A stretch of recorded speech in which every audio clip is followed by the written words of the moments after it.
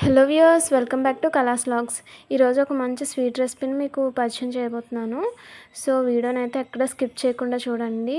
ఎంతో టేస్టీగా సింపుల్గా ఇంట్లోనే ఎలా తయారు చేసుకోవాలో చూపించబోతున్నానండి. సో వీడియోని స్కిప్ చేయకుండా చూస్తే తప్పకుండా మీ ఇంట్లో కూడా ఈజీగా చేయగలుగుతారు. సో ప్రాసెస్లోకి వెళ్ళిపోదాము. ముందుగా ఒక మిక్సీ జార్లోకి ఖర్జూరం అలాగే జీడిపప్పు బాదం పప్పు వేసుకొని మిక్సీ పట్టేసుకోవాలండి. సో వీటిని మెత్తగా పొడి చేసుకోవాలి. సో చూసారుగా ఇలా పొడి అయింది అని ఒక బౌల్లోకి షిఫ్ట్ చేసేసుకుందాము. సో చూసారుగా చక్కగా మనకి పొడి అయితే అయింది కదండి. సో ఇప్పుడు వీటిని ఏంటంటే చిన్న చిన్న బాల్స్లో చేసుకోవాలి. ఒకసారి బాగా కలిపేసుకుందాము. సో చూసారుగా వీడియోలో చూపిస్తున్న విధంగా చిన్న చిన్న బాల్స్ లాగా ప్రిపేర్ చేసుకోవాలి. సో ఈ రెసిపీని తప్పకుండా మీ ఇంట్లో ట్రై చేయండి. ఎలా వచ్చిందో కామెంట్ సెక్షన్లో తెలియజేయండి. సో చూసారుగా ఫ్రెండ్స్, ఈ విధంగా చిన్న చిన్న బాల్స్లో ప్రిపేర్ చేసుకొని పక్కన పెట్టేసుకుందాం. ఇప్పుడు ఒక బౌల్లో షిఫ్ట్ చేసేసుకుందాము. సో ఇప్పుడు ఒక మిక్సింగ్ బౌల్ ప్లేట్ తీసుకుందామండి. దాంట్లోకి ఒక కప్పు పాల పొడి మిల్క్ పౌడర్ తీసుకోవాలండి. అలాగే దాంట్లోని 2 టేబుల్ స్పూన్లు డ్రై కోకోనట్ పౌడర్ తీసుకోవాలండి. తీసుకొని ఇది మొత్తం బాగా మిక్స్ చేసేసుకోవాలి. సో చక్కగా మిక్స్ చేసుకున్న తర్వాత దీంట్లో కొద్దిగా యాలకుల పొడి కూడా వేసుకొని బాగా మిక్స్ చేసుకోవాలి. ఆ తర్వాత కొద్దిగా పాలు ఎక్కువ కాదండి, స్పూన్ తోటే కొద్దిగా యాడ్ చేసుకుంటూ వీడియోలో చూపిస్తున్న కన్సిస్టెన్సీ వచ్చేంత వరకు కలుపుకోవాలండి. సో చూసారుగా మనకైతే ఇది చక్కగా కలిపేసుకోవాలండి. సో ఎవరైనా మా ఛానల్ని కొత్తగా విజిట్ చేసి ఫస్ట్ టైం విజిట్ చేసిన వాళ్ళు ఎవరైనా ఉంటే తప్పకుండా మా ఛానల్ని సబ్స్క్రైబ్ చేసుకోవడం మర్చిపోవద్దు. అప్పుడే మేము కొత్తగా ఏ వీడియో పెట్టినా సరే మీకు నోటిఫికేషన్ అనేది వస్తుందండి. సో చూసారుగా ఈ కన్సిస్టెన్సీ వచ్చిన తర్వాత ఇలా చిన్న చిన్న బాల్స్లా తీసుకొని చూసారుగా ఈ విధంగా చేసుకోవాలండి కొద్దిగా.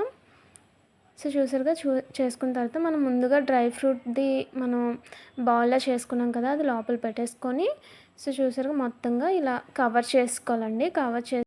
సో చూసారుగా ముందుగా అయితే ఇలా బాల్ లాగా మొత్తం కవర్ అయిపోయేలాగా చుట్టేసుకొని ఇలా అరచేతిలో పెట్టుకొని ఇలా అంటే మనకి చక్కగా వస్తుందండి. తర్వాత మళ్ళీ కొంచెం ఇలా అడిచి బొట్టన వెళ్తే ఇలా అన్నట్లయితే మనకి చక్కగా షేప్ అనేది వస్తుందండి.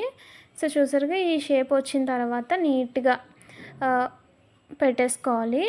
ఇప్పుడు ఒక ప్లేట్లోకి పెట్టేసుకొని మిగతా అన్నింటిని కూడా ఈ విధంగానే చేసుకోవాలండి. సో చూసారుగా ఈ విధంగానే ఇంకా వేరే చిన్న చిన్న బాల్స్లో తీసుకుంటూ చూసారుగా ఈ విధంగా పెట్టుకోవాలి. సో వీడియోని స్కిప్ చేయకుండా చూడండి. బాగా అబ్జర్వ్ చేసినట్లయితే మీరు కూడా చక్కగా చేయగలుగుతారండి.